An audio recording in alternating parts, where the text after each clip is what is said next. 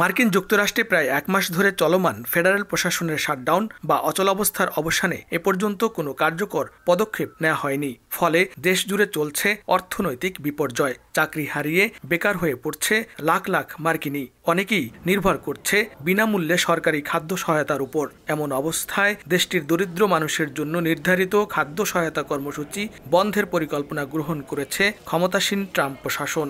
এতে ফুঁসে উঠেছে নাগরিকরা। যুক্তরাষ্ট্রের প্রায় 4 কোটি নিম্ন আয়ের মানুষের জন্য পরিচালিত খাদ্য সহায়তা কর্মসূচি supplemental nutrition assistance program SNAP, যা ফুড স্ট্যাম্প নামে পরিচিত। এ কর্মসূচির অর্থায়ন বন্ধে ট্রাম্প প্রশাসনের সিদ্ধান্তের প্রতিবাদে আদালতের দ্বারস্থ হয়েছে Washington DC, new York, California, Arizona, Colorado, Kansas, Wisconsin সহ মোট 25টি অঙ্গরাজ্য।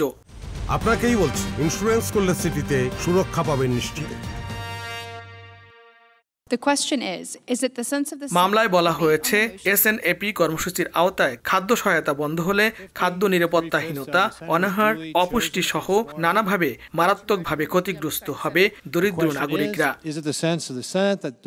এমন অচলাবস্থার জন্য সরকারি দল রিপাবলিকান ও বিরোধী ডেমোক্রেটিক পার্টি পরস্পরকে দোষারোপ করছে। যুক্তরাষ্ট্রের সামাজিক নিরাপত্তা ও খাদ্য সহায়তা কর্মসূচি নিয়ে রাজনৈতিক এ টানাপোড়েনে চলমান প্রশাসনিক অচলাবস্থা আরও ঘনীভূত হতে পারে, যা নিম্ন আয়ের জনগোষ্ঠীর জন্য বড় সংকট ডেকে আনতে পারে বলে মনে করছেন বিশ্লেষকরা। লস্কর আল মামুন, সময় সংবাদ, যুক্তরাষ্ট্র।